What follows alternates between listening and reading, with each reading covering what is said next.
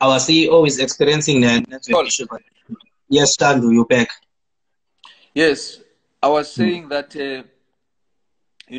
after the early red card, Gala Kilehwati, and saves from Senzo Meyiwa, the late Senzo Meyiwa, may his soul rest in peace. We've lost an icon there, and every time his name comes up, and I get very sad to know that even his murder has not been solved till today. He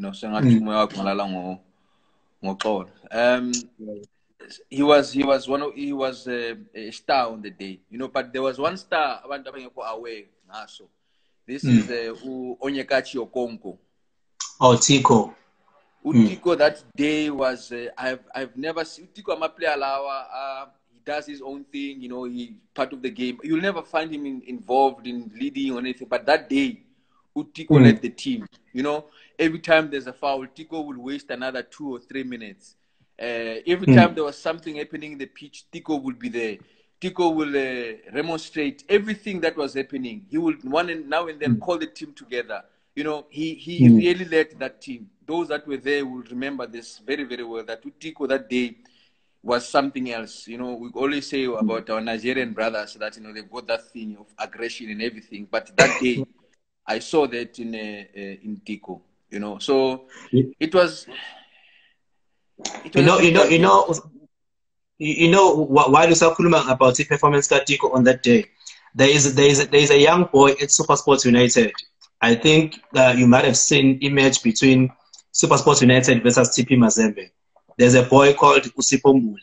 Mbule, yes. He dominated the midfield on that day. He even scored a score. Yeah, true. Yes. But I wanted to remind you of that day, Goba. Lubumbashi was one of those hostile environment, and I know when you go to East Africa, you also experienced those kind of hostility as well. But before we get to your life in East Africa, tell me, without fear or favor, Dar es Salaam derby or Soweto derby? Dar es Salaam derby. Okay. Besides the commercial or numeric value, tell me, which derby between the Soweto derby and the Dar es Salaam derby actually everything just becomes standstill? Dar es Salaam Kariyaku derby. I understand that Uganda, Sudan, Rwanda, Burundi, Kenya, Tanzania, Zambia become a standstill when there's a Dar es Salaam derby. Yeah, most of those countries, I'm not too sure about Zambia that much. I'm not too sure about Malawi, but, Rwanda, Uganda, Kenya, there, Zanzibar, Tanzania, there I know for a fact that, we've got a very big foothold, and I know that the support is great that side, So also, it has to do with the broadcast, most of the people in these countries, they've got Azam TV, and that's where the matches are carried, So also it has to do with the broadcast, because it cannot stand still where there's no broadcast. So where there's an Azam pay TV, I think people are able to access our matches. Yeah, no, I understand. So I wanted to get that out of the way. Nguvu Mojo, what does it mean? Together as one. Oh, together as one. Yeah. Because with us South Africans, very well, we are kind of ignorant when it comes to football in Africa. I mean, we started to pay attention when Pirates traveled the continent and started beating teams left, right, and center in the CAF Champions League, in the CAF CC, then Sundowns in 2016 up until now. They are dominating, and they are making their presence felt. Can you tell us about the standard of the league in Tanzania? First of all, I get asked that question a lot of times, and I always answer it in this way. Number one, football most of the time, or football league, is a reflection of the country's well-being most of the time. So what I mean by that, in South Africa, we are a much bigger economy compared to Tanzania. We've been fortunate enough, even without the World Cup, we've managed to have proper infrastructure for our matches. Infrastructure in terms of roads and everything leading to these stadiums. The World Cup came, they even elevated our status in terms of the infrastructure in the country. So number one, on the basis of infrastructure alone, no, you cannot compare the two. Secondly, when you look at the resources pumped into football this side, we cannot compare the two. You cannot compare what SuperSport would pay to PSL vis-a-vis what Azam TV would pay to Tanzania Premier League. So in that context, it puts Tanzanian football a little bit lower in terms of the pecking order. However, in terms of enjoyment of the sport, the trickery, the technical aspect of the players, the quality of the matches, it is very, very, very competent when it comes to that. And of course, if you have a league that has got about 20 teams, you don't expect that all the teams will be at the same level. But the majority of the teams are able to compete, and also I know that there's this notion that most of the other African countries, because we seem to think that we are not in Africa as well as South Africa, but most of these leagues, there's this narrative that the leagues don't finish, they don't start on time and everything. I must commend the Tanzanian Premier League board in terms of how they manage the league. Our schedule of fixtures are on time, the matches start on time. We've got proper refereeing. Of course, refereeing is an issue all over the world, but we comply with the international standards. The only issue that I really have is the quality of the playing grounds. Only few playing grounds are able to give us the good quality. But I'm sure that it's something that everybody's working towards, and there's also good talent. Even Tanzania, there's a lot of foreign players that are allowed to play in the country. We allowed 10 players per team to register for your team as foreign players. So that also gives the standard of the league a little bit of impetus in terms of competition, because I don't think that somebody would come from a foreign country to Tanzania if the league was not that good. It's not one of the best compared to the best, but we are really, really amongst the good leagues within the African continent. Let me put you on the spot. Why African clubs like to rely on European coaches? African clubs, I will answer this question this way.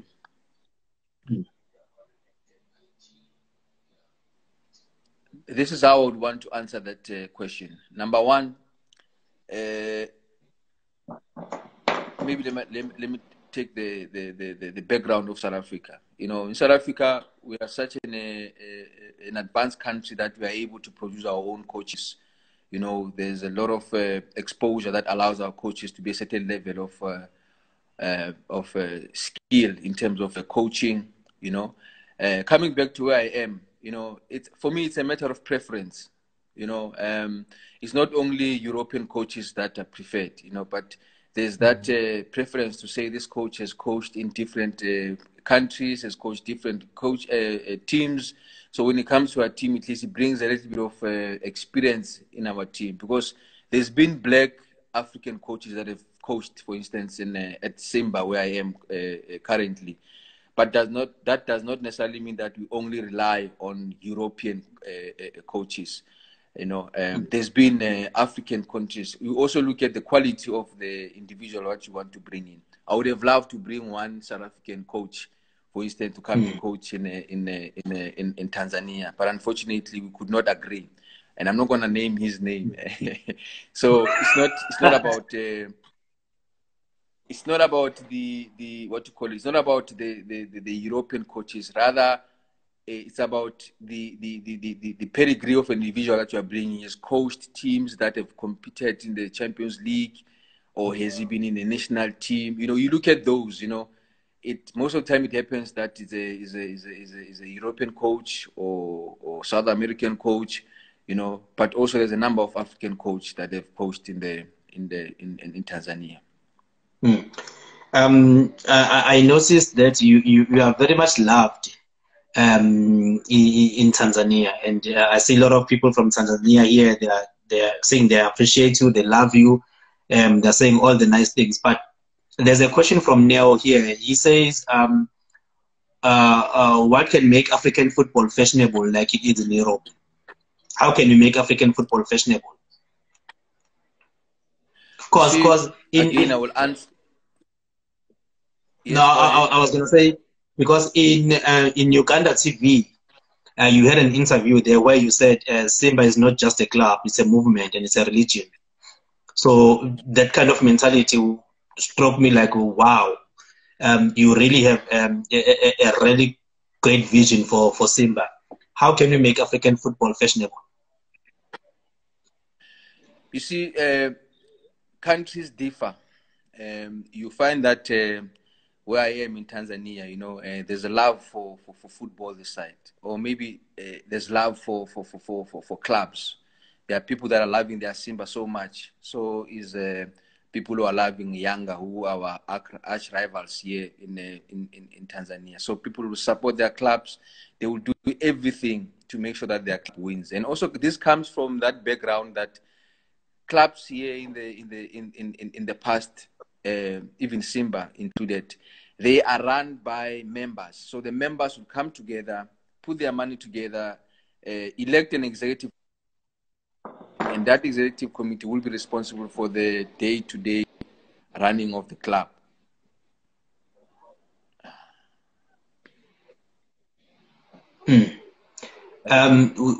We seem to every now and then lose you, Shad, as you are responding to our question, but I'm not sure whether it's the positioning or it's something else, but you can continue. Yes, I was saying that because teams here are owned by members, it's only Simba now in the last 3-4 years that they have taken a process of transformation.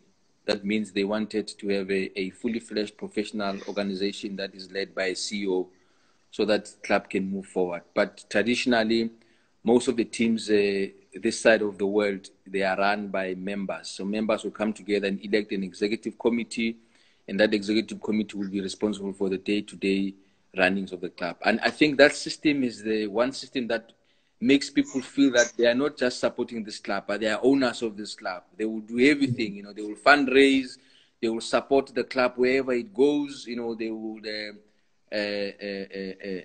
make sure that if the club is playing in a far places, they've got colleagues, they've got branches that will look after the club.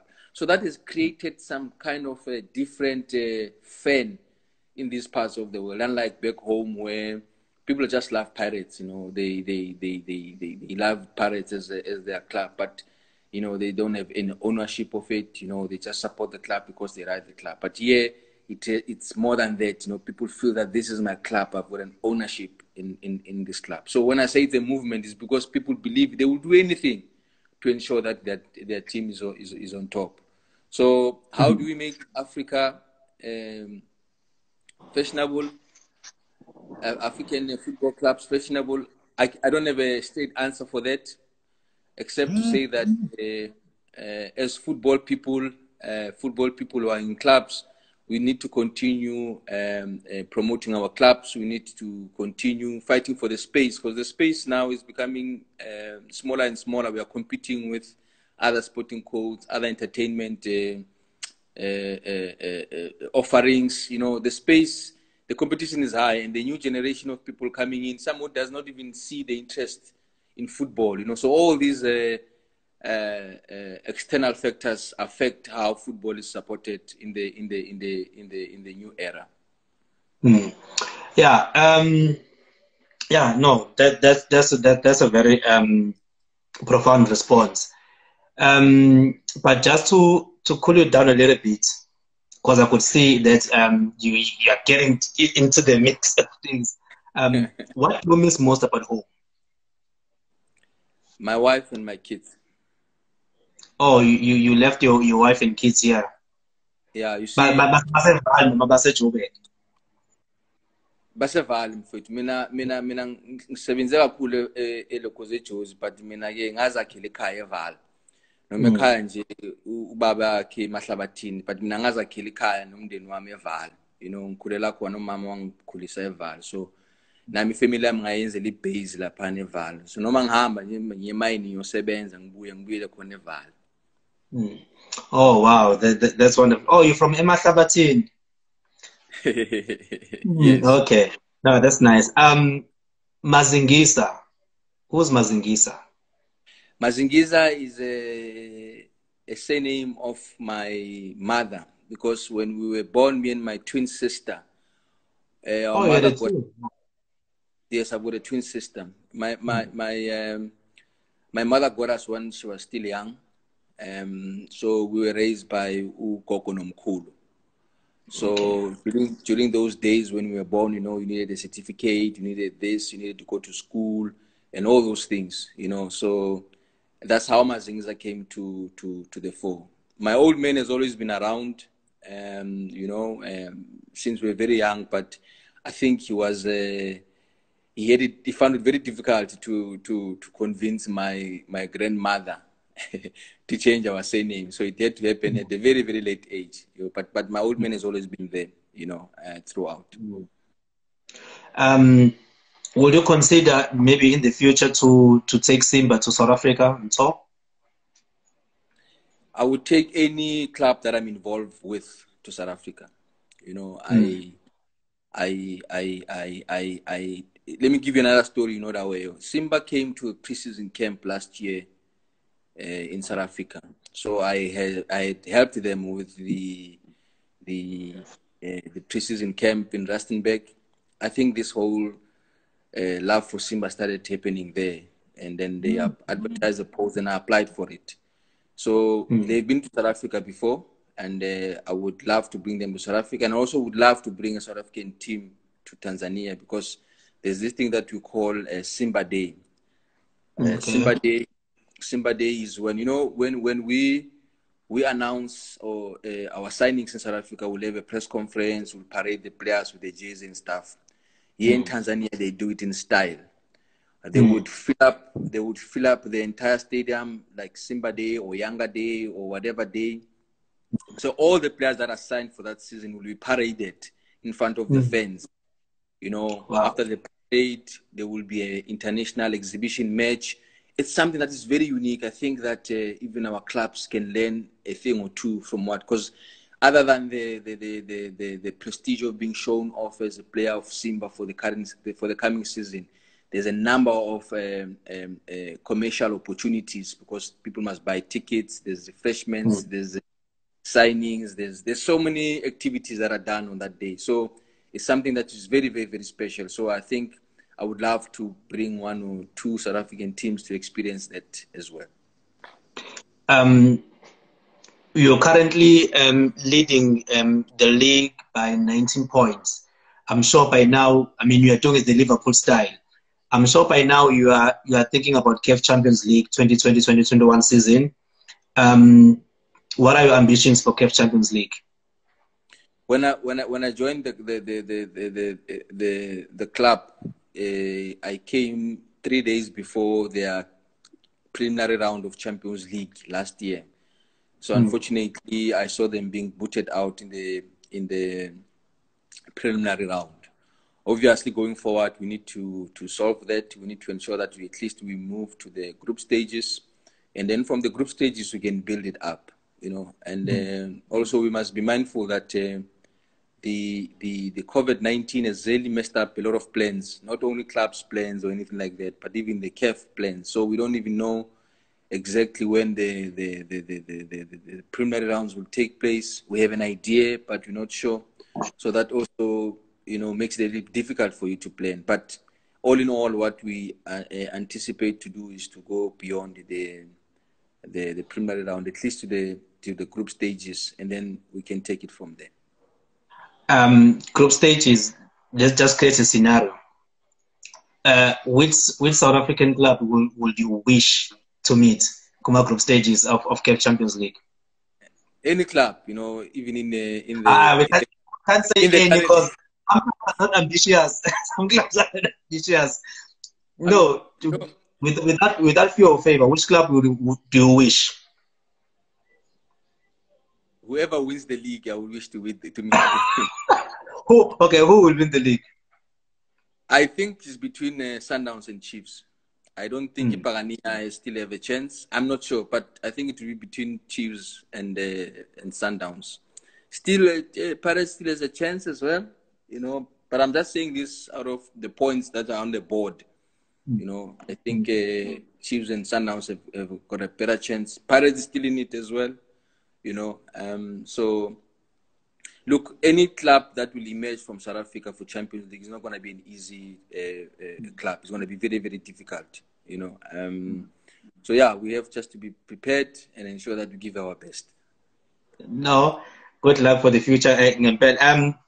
There is this issue that has been going on in South African football, and I'm sorry to my people in East Africa because we'll always refer to South African football, but I would love to hear your opinion on this one. Clubs selling their premiership status. What's your take on that? Sometimes on the face value, we might think that these decisions are based on football decisions, not understanding that maybe they have a bigger reason, which are political or are beyond sport itself.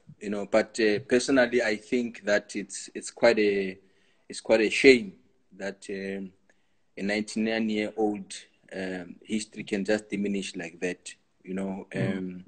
But it's what it is. We are living in the world where everything is for sale, depending on how much money we have. And also, let's be honest, I wouldn't want to necessarily point out at Bidvest, but let's be honest, take any other team. If you are struggling with your club, you are the one who knows your struggles. You are the one who knows your strategy going forward. What is it that you want to achieve? It would be unfair for us to be prescriptive to team owners that, no, you should not tell your team, you should keep it in the area and stuff. Life, it is what it is. People want to cash in so that they are comfortable, or some they just want to save a little bit that they have invested in their clubs. But personally, it creates it's not right. When you go in the English, where the English Premier League, where English people love their history, they love their history so much that even if somebody comes and buys the club, he must keep the club in the same place. He must invest in the club. The club must be left in that city. If you are coming to Man City, the Man City must be there. Those are the conditions that they will have. Unfortunately, in South Africa, I don't think that we are able to get to a point where we are able to be prescriptive to the new owners of the club. And also, you have to be sympathetic to the league. If a club says, me, I cannot carry on with my club, I don't have enough money, I don't have sponsors, but I'm left without any option but to sell. It's a difficult one. It's a difficult one, but it is what it is. I hear that you are not allowed to lose against Yanga. If I must say, one of the odd things, or rather culture shocks I've found here in Tanzania, is that you will be hated if you lose against Yanga, or draw.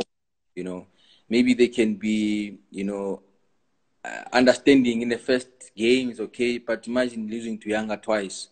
Maybe I have to pack my bags and come back home. So It's you can do all good things, and you can put systems in place and make the club more professional and whatever. But you cannot be losing to younger. You know that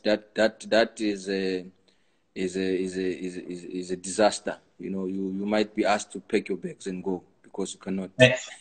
And you've already lost this season 1-0. Yes, yeah, we lost 1-0. But I must say that the response was that, you know, we played well that day, but unfortunately, you know, we were not good enough to win the match. You know, I think as much as there was unhappiness, but it was not as bad, you know. But this coming semi-final Federation Cup, it's not going to be easy. I know that expectations are very high, you know.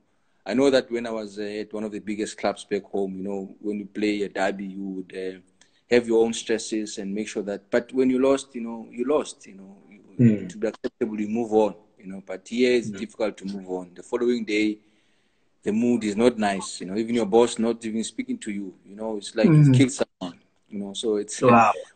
we must do everything in our power to win. Wow, that's very interesting. Tell me what's your opinion on club licensing?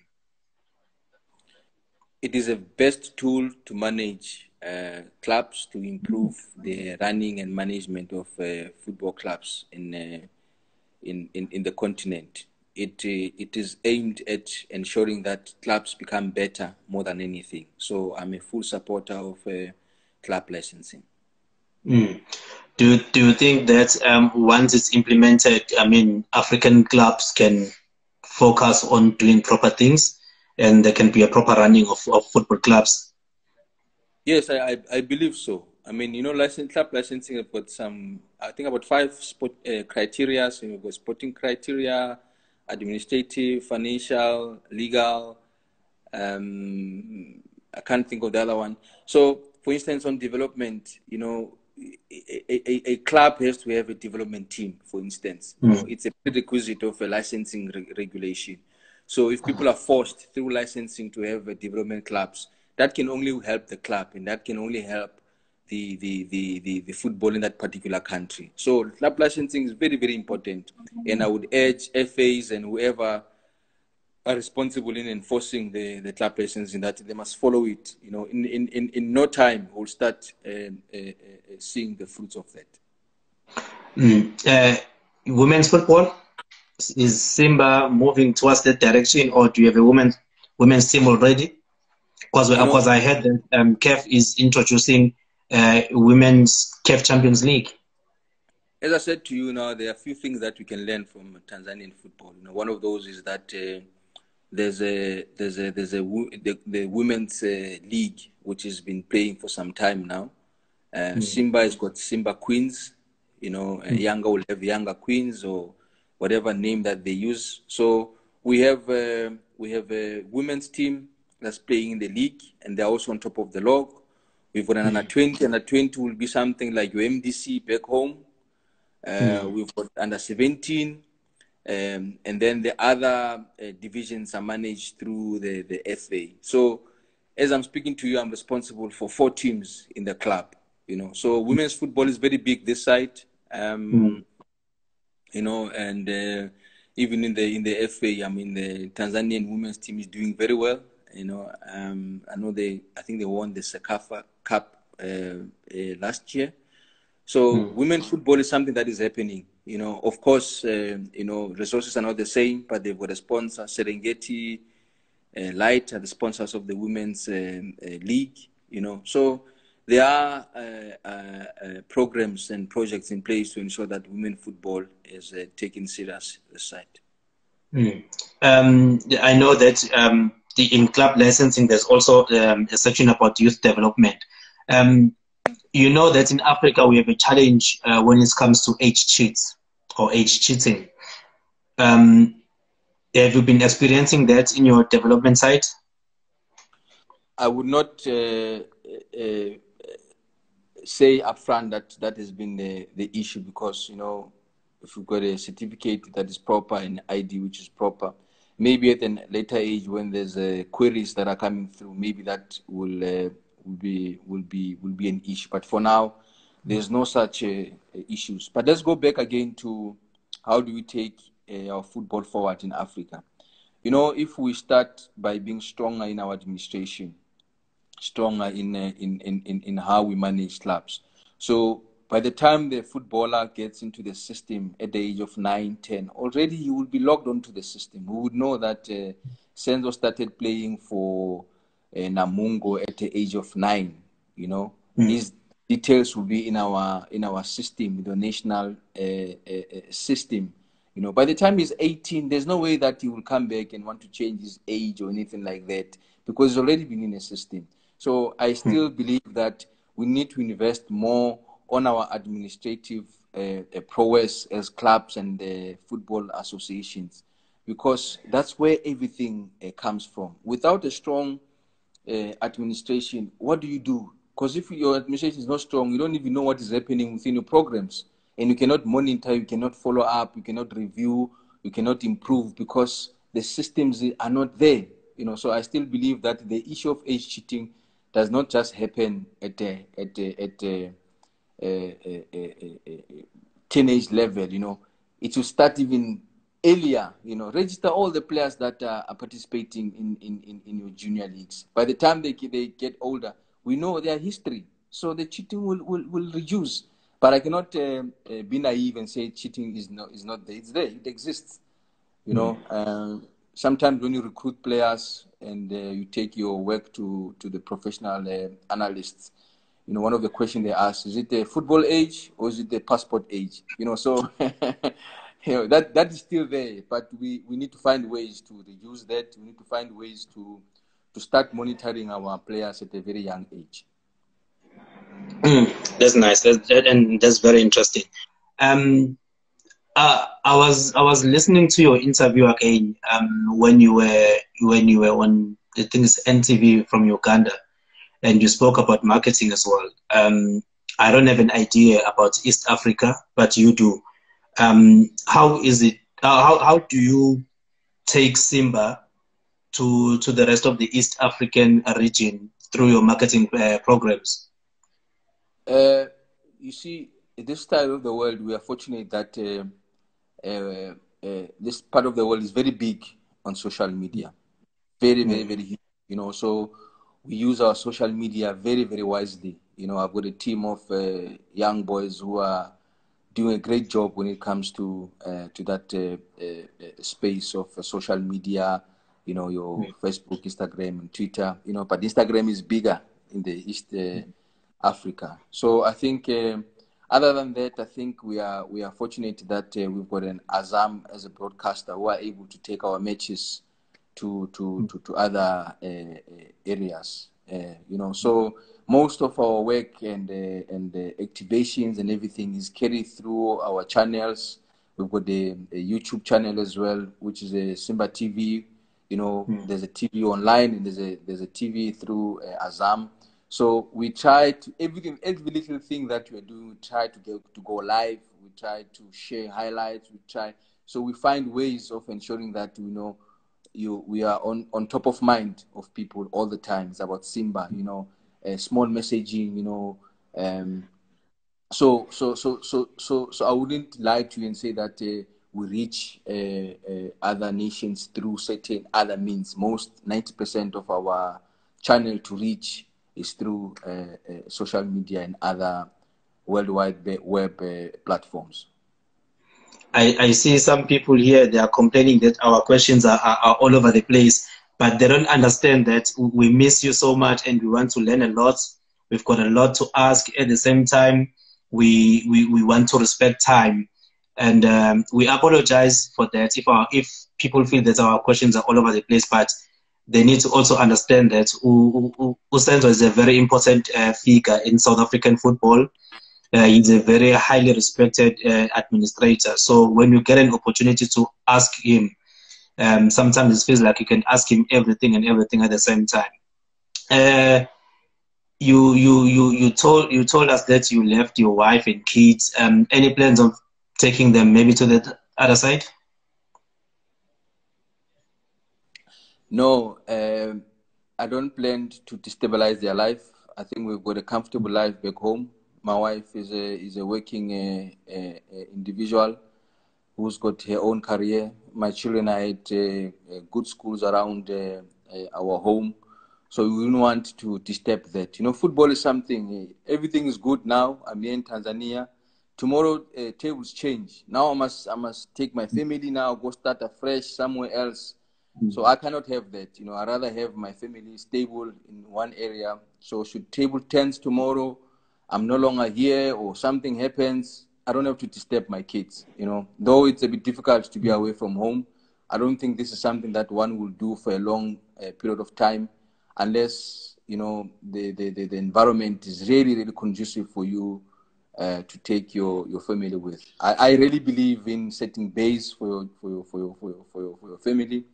I really believe that they must be comfortable. You know, I don't believe in moving around with my family. I've stayed in Pretoria. I've stayed in Port Elizabeth. When we came back from Port Elizabeth, we agreed, me and my wife, that now we're gonna set base. This is our home. We go, we do whatever we need to do. We come back home. You know.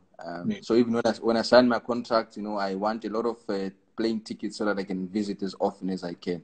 You know, so I don't plan to take my family to Tanzania as yet. If you receive a phone call from someone at SAFA, someone at PSL, they say come back and run the organization, what will you do?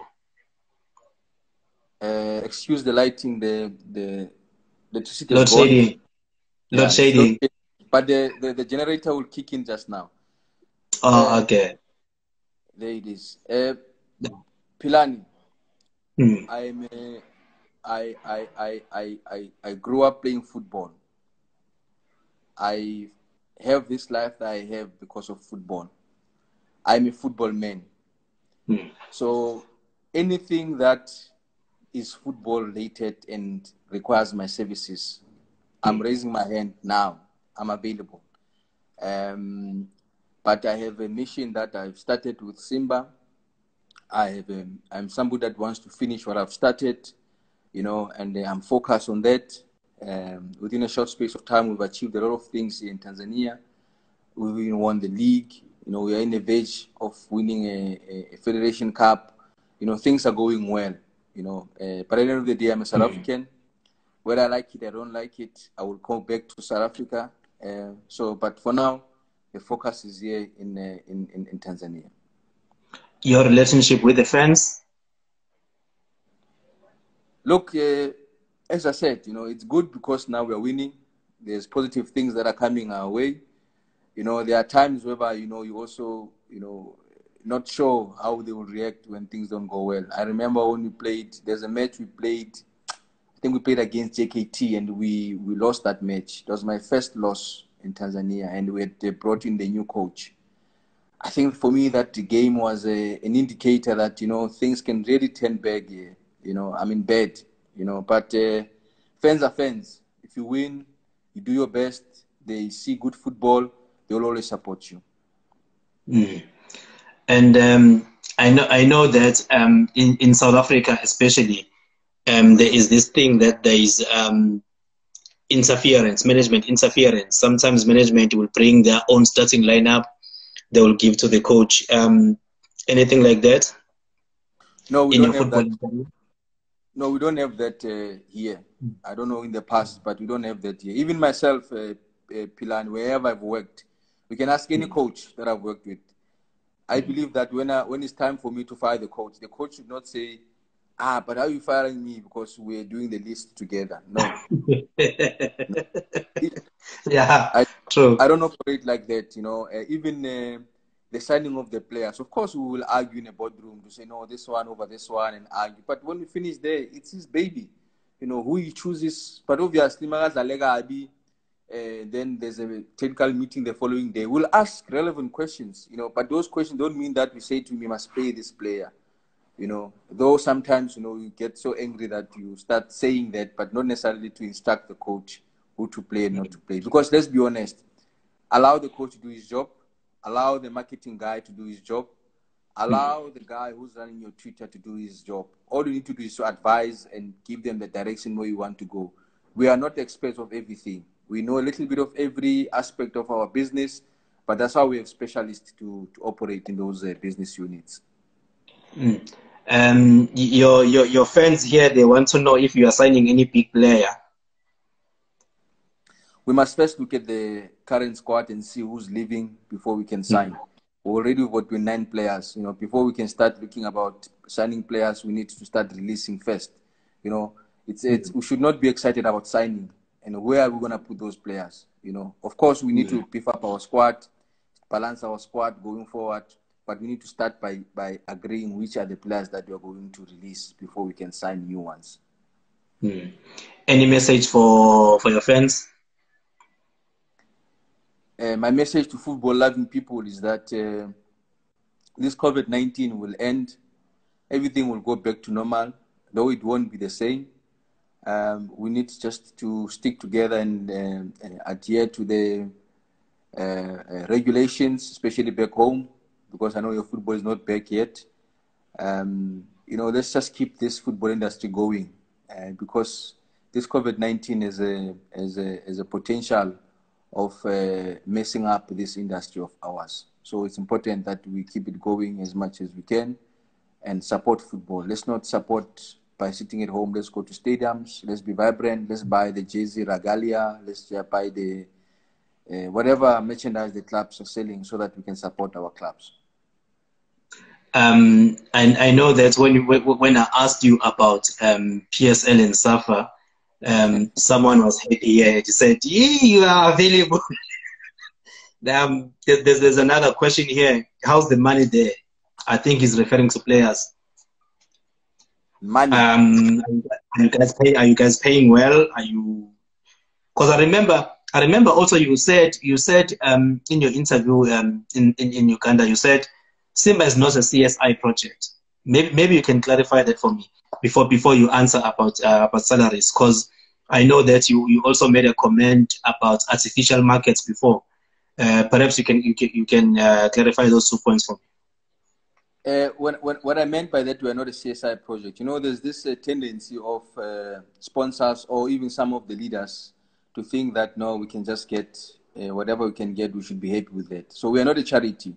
We are a brand. We've got a value for our brand, and then we are selling the brand to the sponsor. So the relationship should not be seen as a help or a donation, rather a business relationship on a return on investment. You invest in me, then I return your investment through marketing efforts, through taking your brand out there, you know, the co-branding of our club and your brand, you know. So all I was emphasizing that we should not be treated as a charity case, rather as partners in the relationship that we are having. That's what I meant by a CSI.